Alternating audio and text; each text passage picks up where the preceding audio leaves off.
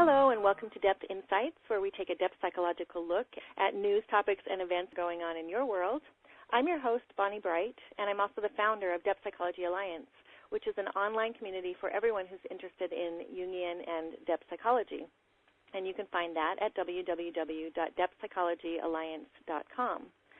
And my guest today is Glen Slater, who holds degrees in religious and in clinical psychology, and for nearly 2 decades has taught Jungian and archetypal perspectives in the depth psychology and mythological studies programs at Pacifica Graduate Institute in Santa Barbara.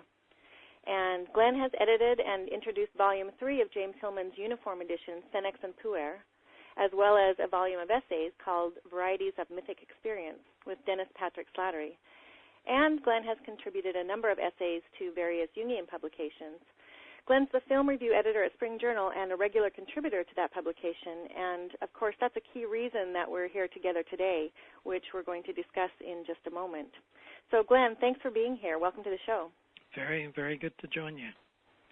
Well, you know, I'm really happy that you're here because we're going to be discussing something that's a rather difficult topic, but you have such interesting insights on it that I think it's going to be very helpful for a number of us who are struggling with this really horrific event of the mass shooting that took place at Sandy Hook Elementary School in Newtown, Connecticut a few weeks ago now in December of 2012.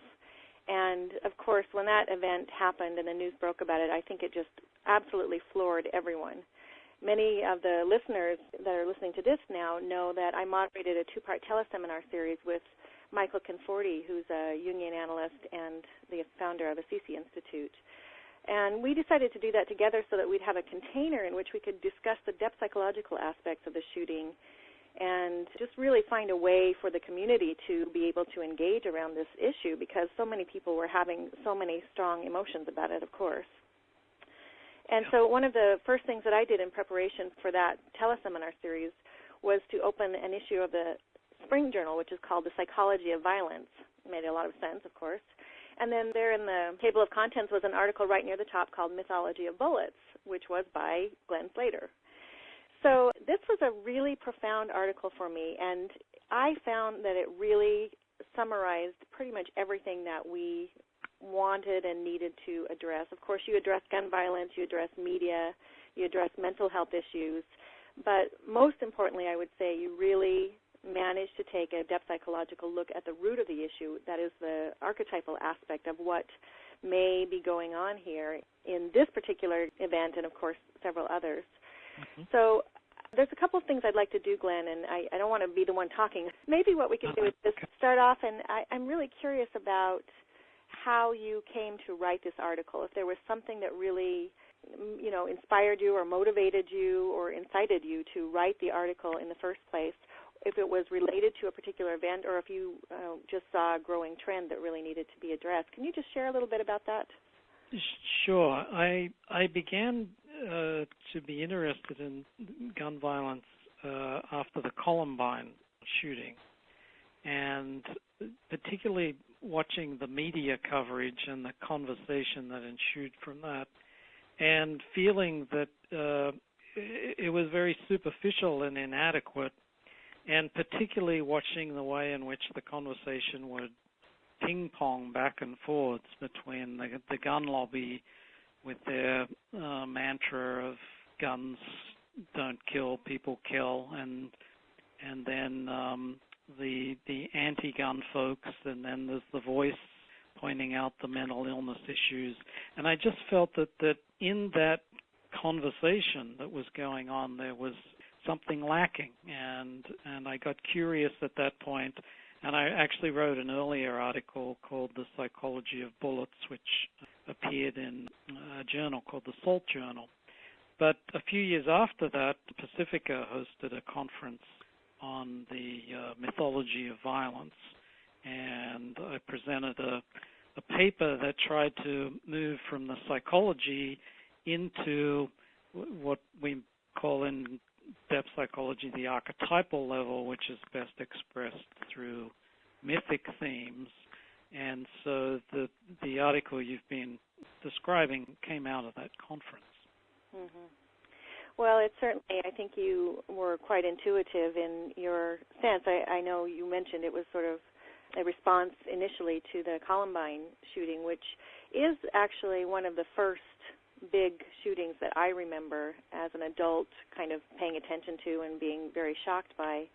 And I know there have been others before, but I think maybe it's just because it was at a school and it was such a, shocking event. But I really feel, as we've gone over these past few years, just the proliferation and the increase in the number of these kinds of mass shootings that we're seeing is really frightening. And of course, you have your theories about why that is happening, but I just wanted to mention that at the time of the Sandy Hook school shooting, there had actually been 12 mass shootings just in the year 2012. And of course, there was one more on Christmas Eve, as we know, not at a school, but on the firefighters in New York, where they were ambushed going in. So, this just seems to be something that's continuing to grow, and clearly there's a problem that is at the core of all of this, and the shootings are obviously symptoms of something that is much, much deeper and something that's going to have to be addressed on some level. And while maybe none of us have answers about that, it's really wonderful to have the dialogue about it, and again, the way that you framed it in Mythology of Bullets has been so helpful to me, and I hope to other people as well. What I'd like to do is just read I summarized it just briefly in a couple of paragraphs in a blog post that I wrote on December 26th for depthpsychologylist.com. And so I'm just going to read those two paragraphs, and then that way everyone who's listening to this can get sort of orient themselves into what the article is about. Okay. And then let's just dig into it after that and see where we go. Mm-hmm. So I wrote, in Mythology of Bullets, which appears in Spring, Volume 81, The Psychology of Violence, Glen Slater reflects on one of the most fundamental beliefs of the American culture at large. He suggests our inherent belief in the American dream, that anyone can achieve success if he works hard enough, may be partially at fault. In conjunction with the Second Amendment, our forefathers bestowed the right for every individual to bear arms, and the rather black and white mandate that stipulates failure in America is not an option, and we must do whatever it takes to succeed. Those who are moving at a pace that is not sustainable and still find themselves failing, marginalized, and teetering on the brink of defeat simply fall prey to a power complex in which they grasp onto the one enduring symbol that lives in the very biology of ourselves. Passed down from the pioneers who subdued and colonized the Wild West in order to establish the United States of America, the access to and utilization of guns and bullets to finally and forcefully remove all objects in the way seems an inherent right. More, by placing a finger on the trigger of such a device that can kill at a distance, it makes us remote, removing ourselves from the human connection. Slater refers to the connection between bullets as projectiles and the psychological projections we easily make in blaming others for our failures.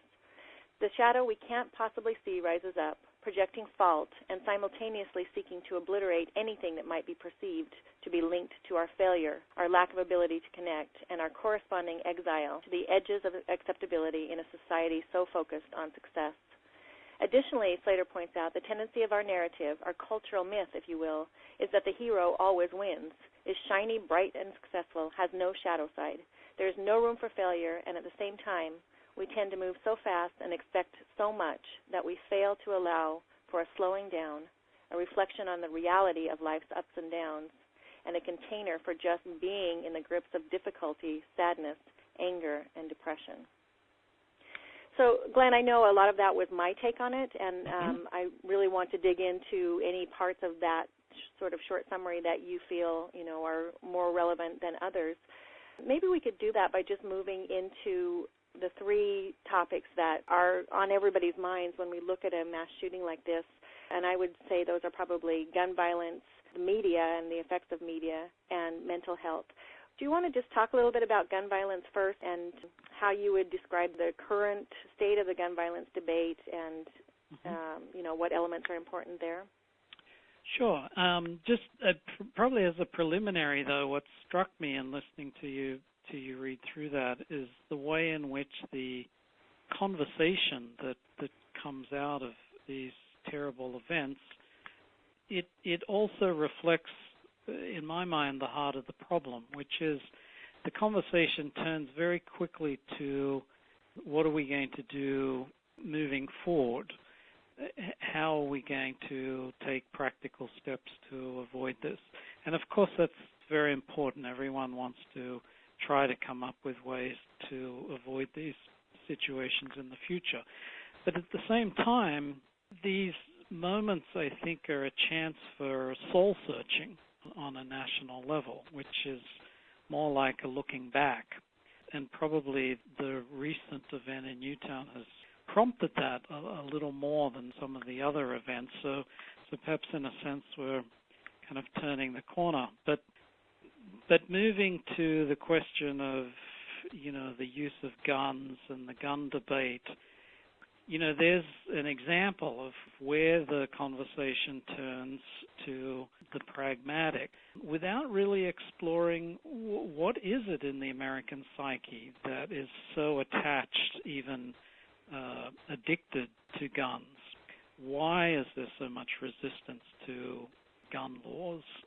Why, for example, in the aftermath of the recent mass shooting, have people gone out in droves and purchased more guns, almost as a kind of overcompensation? So, and my way of approaching that is to look at the gun as, we use the phrase in depth psychology, that sometimes there's first the fantasy of something before it is enacted or before it is embraced, and to try to look at what it is that the idea of the gun conveys.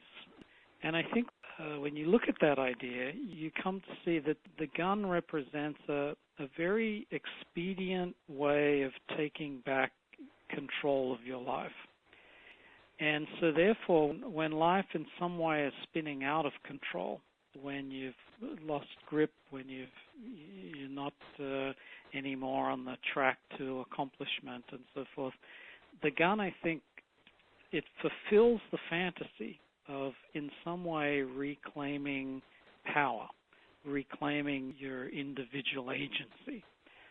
And so, to me, that's an example of the kind of thing we need to look at, which is behind the need for guns. Of course, the statistics tell us a story. They don't always point us to the deeper layers of the issue, but they do paint a picture which I think is very interesting, and is particularly after this present conversation, most people know the extraordinarily high levels of gun ownership and just the presence of firearms in the United States versus other countries. But one interesting statistic, I think, is that, there are other countries like Switzerland, Finland, to a lesser extent Canada, where there are high rates of gun ownership, but not nearly as significant a level of gun violence. And so that, of course, can cut two ways. The gun lobby says, well, that's kind of proof that just the guns themselves aren't a problem. On the other hand, numerous studies have shown that the accessibility to firearms is a major factor in heightening the rate of gun violence, and particularly in the case of suicide or accidental shooting, that causal factor is very clear. But Americans do choose to use guns in the act of homicide at a far higher rate than any other comparable country in the world. And so that statistical picture brings you back to the question, what's different about the American situation? What is it in the American psyche that puts together the violent impulse and the particular use of guns? So that's a few things around the gun debate. Yeah, I think that's a really good point. It is the first thing that almost everybody goes to in this whole discussion is gun rights, availability of guns. And as you pointed out, because this is linked to the archetypal image of power and having power, I mean, sure, we can understand that the shooter in each of these cases is probably relying on that to re-empower himself. We know, especially from your article, and maybe I'm assuming because other people haven't necessarily read it. But it is clear that it's a way to take back power, to take back that kind of control, and I can really see how people who are running out now to buy guns are probably running out for the same reason, because it makes them feel more empowered and powerful in the face of this kind of thing. Even somebody close in my family received a gun for Christmas, and I mean, I was shocked. I grew up in a very quiet, unpopulated state in the Pacific Northwest, and, there's a lot of guns around there, but it's just, I grew up around guns, but it was really a shock to learn that, and I think that people are sort of rushing to this default position, but it's still really a symptom of something deeper, that there's something really wrong. If we need the guns in order to feel powerful, then we have to look at the question of why don't we feel powerful. And I think just, limiting the guns is really just silencing one of the symptoms that something is wrong. Of course, James Hillman, whose work you're extremely familiar with, said that silencing the symptom leads to the loss of the soul. And so if we just stamp out the symptom, then, we're going to also stamp out every bit of learning and capacity to dig into the depths of what's really going on here. Yes, I think that's what I was getting at when I was talking about losing the opportunity to reflect when something like this happens, that the symptom is pointing to a bigger picture. It's just not, it's not alone showing us something is wrong that needs to be fixed or eliminated. Right. Well, what about media then? Let's just address that briefly, because it's also an issue that has come up in a lot of more mainstream discussions about the impact of the very violent media that we allow our kids to be engaged in these days. Well, that is a popular point to pull out, the way in which a certain segment of the population, young people in particular, play violent video games. They're exposed to violent music lyrics and so forth. I don't myself find that a compelling argument, even though I think the saturation of violence certainly contributes to a numbness or desensitizing that is in the background. But one of the things that I try to talk about in the article is what sociologists have termed structural violence. And that's, instead of the overt violence, this has to do with the violence of alienation, for example, in the culture, the lack of community, the socioeconomic stratification, and so forth. So it's a kind of subtextual violence. And I actually think that that's a more important factor. And that, of course, is also at saturation point in the media, particularly the way the media celebrates very narcissistic dynamics, heroic accomplishment, getting ahead, winners over losers. All of those dynamics, I think, contribute to an ethos in which people feel very much as though they need to keep moving forward in this culture. They need to keep accomplishing. They need to keep climbing the ladder. And, of course, that movement is really summed up in the idea of the American dream. But the problem with the American dream is that not everyone can fulfill its demands. And I think when you look into the background of some of these, particularly the shooting situations that make the news, you always come across some form of alienation, some feeling that, in the shooter's past that they've been left behind, they've been pushed aside, in the case of some of these school shootings, being made fun of or bullied. And that juxtaposition between having that experience and yet being exposed to the sort of winner-takes-all mentality of the culture, I think it's the gap, if you will, between those two states of mind that lead very quickly to the fantasy of coming back in the door with guns blazing, so to speak. Mm-hmm. Yeah, it's true. We really are a society of achievers. It's such a strong identification, a cultural identification, that probably what could be called a cultural complex, in the terms of Thomas Singer and Samuel Kimball, who wrote the book by the same name.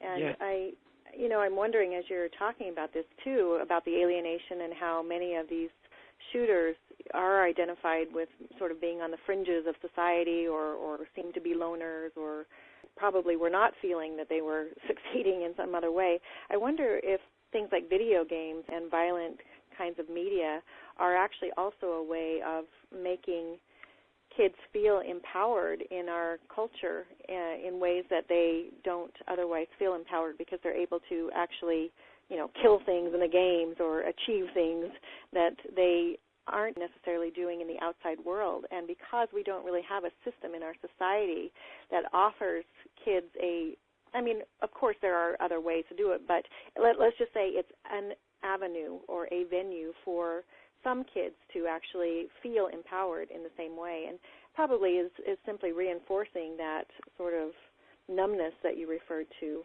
and our increasing cultural tendency toward separation and numbness and dissociation even in some ways. Well, one of the things we learn in depth psychology is that the people's fantasy lives are often in compensation in some way to their everyday lives. And so along the lines of what you just expressed, I think one could make an argument that there's a lot of compensation going on in entering into the world of violent games and so forth. But, 99% of people can in some way differentiate between the fantasy world and the everyday world. And usually it's in situations where extreme stress comes in or some kind of underlying personality problem where that line between everyday life and fantasy begins to blur. So, and that's, of course, the hook for the explanation that if only we took care of the mental health issues in some of these situations, that the event wouldn't occur. And there's a lot to be said for that. On the other hand, the United States is not disproportionately subject to mental illness in terms of comparable westernized nations around the world. So it still brings you back to the question of what is it that pushes someone to take this particular way through or out of their situation, often even when their intent is ultimately suicidal. I think it's fascinating, for example, that even when people literally intend or suspect that they will die in the aftermath of one of these shootings, there's still the attraction of the grandiose identity, the idea of, at the end of the day, having some kind of notoriety or some kind of impact, that feeling trumps the sense of life itself, which is an extraordinary thing. And I think those are the themes that we need to take a look at in the particular American setting. Mm-hmm. It's interesting. You're bringing up an image which occurred to me a few weeks ago when we were still, kind of in the aftermath of this. And it occurred to me that a lot of these shooters seem to take their own life, as you just mentioned at the end. I don't know if it's something that's planned but you have to think that they thought about it before they actually did it. And it sort of occurred to me that these sort of gun rampages where the shooter ultimately kills himself is kind of our own brand of suicide bombers. They're sort of taking out everybody that they can and going with them. And so certainly there's it's a cultural take on an age-old image that we also might want to look at. Do you feel that there's some correspondence between the idea of a suicide bomber as we know it, the image of a suicide bomber, and the way that these shooters are taking their own lives after taking out the lives of several others? I think if you dig down to the core psychodynamics that's going on, whereby one's identity becomes linked to something grandiose, something that's larger than oneself, then I think you can see the connection. And in the suicide bombing, it would be for the cause, and very often there's underlying religious beliefs or sometimes overtones to that kind of gesture. And in these mass shootings, maybe we wouldn't go too far to talk about the religion of identity, the religion of personality that exists in the American culture. And so, in a sense, it's as if the shooter is dying for that religion, which is really their own self-aggrandizement. Right. So in some ways, it's almost like reflecting the American value of individualism, the way that we are sort of separate, that we are supposed to rise above, that we are supposed to make our own identity in the world, and it's really interesting that our killers in this way are more focused on that, whereas as you say, for suicide bombers, it's more focused on a cause. It's for the group. It's on behalf of something else, right? I think that's it, and I think that's the point, that the individualism is normalized in the culture. But when something normalized like that begins to meet the shadow motivations, then you get a pathologized form of that same essential thing. So you could say that what we're seeing in the psyches of the mass shooters is something like the deep shadow of the individualistic way of American life. Mm-hmm. Yeah, and of course that shadow, it can be individual or it can be collective, and I think that in some ways these kinds of events are exactly where those two are meeting, where both of them are rising up at the same time and kind of colliding, the individual's own personal shadow and then the collective cultural shadow that has really created an environment in which these kinds of things can happen. Yes, and I think, though, that there's a lot of resistance to one of the things we want to do in the aftermath of these events is to, and I think it's understandable because we try to come up with explanations and so forth. So putting it on the head of one crazy person is, of course, one of those explanations. But, and I want to say this carefully, there's a sense in which there's still a scapegoating dynamic that goes on with that.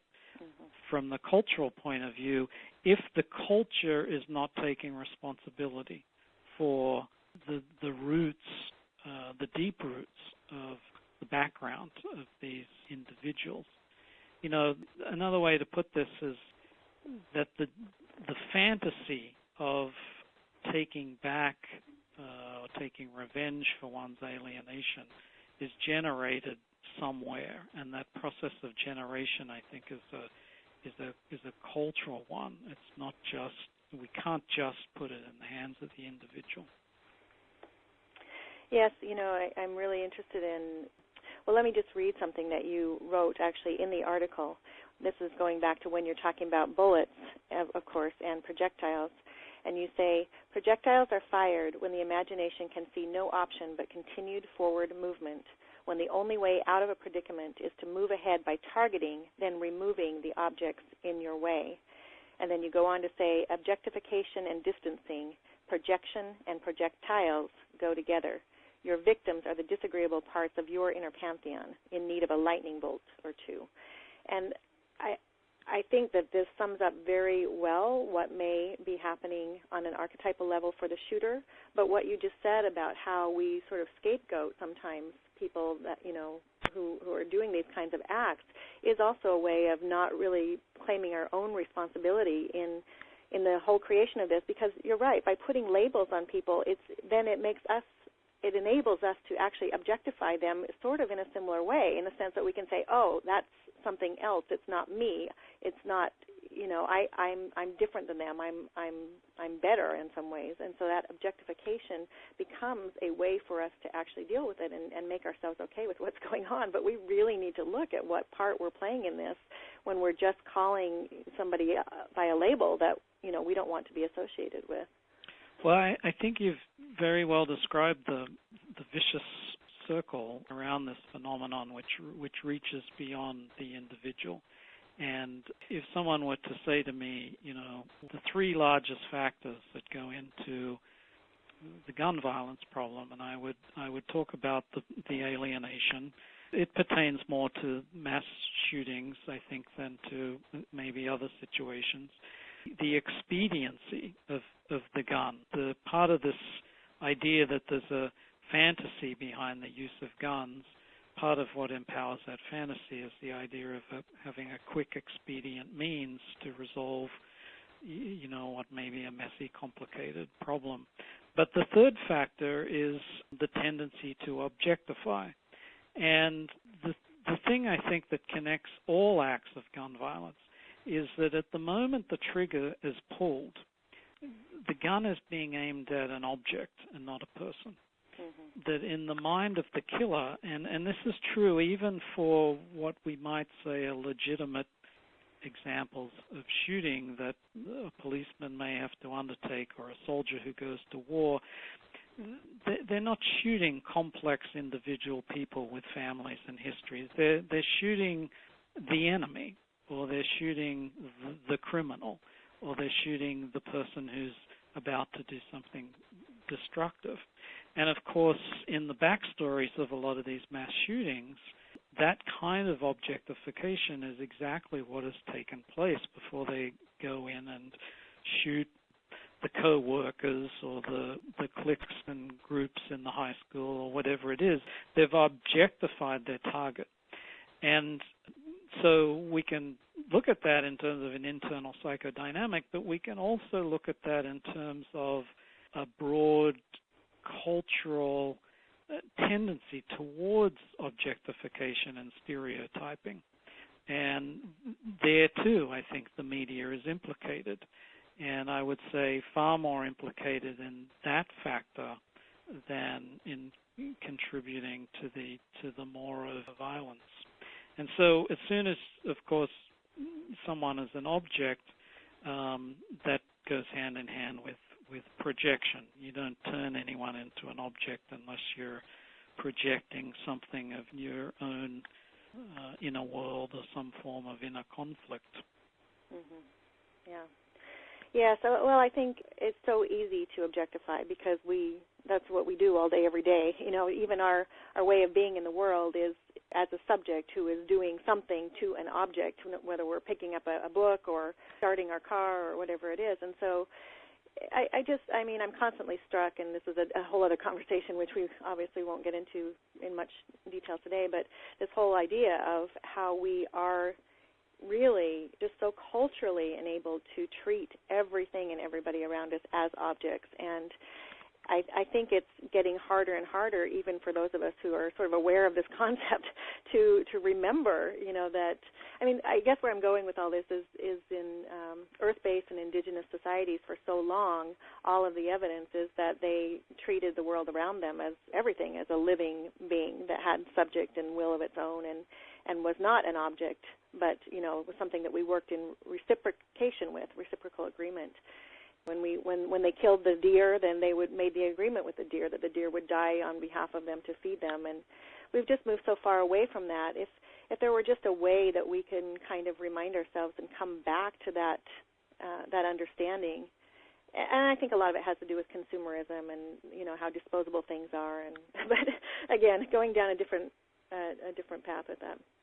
Yeah, but I think the essential point you're drawing out is important, which is that it's much more difficult to enact violence towards a complex being of some description versus something or someone that's been objectified. Right. Yes, and of course we've made reference already to potentially two different things that happen when someone goes and does something as horrible as a mass shooting, and that is either they've had some kind of a psychotic break and the reality is just no longer something that they're in tune with, mm-hmm. or that they are really, they're a psychopath and that they really just are in this place where they are able to objectify, and they've lost this capacity for relating to others as humans and on the same level. Yeah, and it could be that that's an underlying structural personality disposition of a shooter. But I do think that there are examples of mass shootings where people momentarily fall into that kind of state because of the level of stress or anger or taking revenge for being fired or not promoted or something like that. Which are all in the family of human feelings and stressful emotions. It still brings us back to the question of why take this way to deal with the problem. How does the mind go so quickly to this kind of construct, to this kind of fantasy, to picking up a gun, to using it in such a way? And that's the piece I think we need to work on culturally, because there's always going to be these fault lines in the psyche. There's always going to be people suffering one kind of disorder or another. But the question is, does that need to be, how is it then linked to carrying out one of these incidences? And I think probably in the context of a program like this, it's very, very important to point out that that someone suffering from a mental illness is no more likely to be violent than the general population. I mean, I'm not talking about some of these incredibly disturbing and destructive episodes of violence, but just in general, the tendency to violence is no greater in that population than in the population as a whole. Yes, and I think going back to your original comment and the article itself, one thing that really leapt out at me was you say gun violence is a perverted, mindless attempt to maintain progress in a world that values assertion and getting ahead above all else. And, of course, as we all fail, and we know, failure is part of being human, but, of course, if we don't have a culture that allows for that and that allows us to actually reflect on, the ups and downs of life and what real life is actually all about, then that's when we get into the challenges. You say gun violence is the most acute expression of the American propensity to act rather than to think or reflect. And what's missing is, and I'm quoting here, what's missing on the juggernaut that moves the American psyche is a rearview mirror, anything that helps us engage the underworld, that aspect of the imagination that holds the weight of death and cultivates a relation to loss, mourning, and sacrifice. Yes. The thing about this is to recognize that whether it's an individual or a group or a nation, that some of the greatest attributes and strengths also throw dark shadows. And I think in the case of the American character, the things about being American that are so creative and innovative, the desire to keep moving forward, to keep growing and developing, the shadow side of that attribute is a lack of capacity to turn around, to be able to digest failure, to look back, to connect with the darker elements of the past. And so to me, the deep, deep layer of this gun violence problem comes back to that America has always, psychologically speaking, kept moving west. And the mythos of the Western has that behind it, taking over the West, conquering the West, making your fortune. So even though, in a geopolitical sense, perhaps America has stopped moving west, psychologically it hasn't. And that's a very different mentality to, for example, a lot of European nations where the psyche has stopped moving and the nation has its place and it has its identity. America's such a young nation, and so that constant movement, that constant looking forward, I think really is part of the base note of picking up the gun. Mm-hmm. Yeah. As I recall, you said in the article, the question is there a way that we can essentially contribute or build or recreate a culture where there isn't just exclusive emphasis on willful accomplishment and moving forward and material success, because that's where the challenge is coming. Yeah, and these NRA folks are suggesting we go put guns in schools, which I think is crazy. It's, for example, the shooter at Fort Hood. What did he do? He walked into a military base and still killed 13 people and wounded almost 30 others. Guns being everywhere.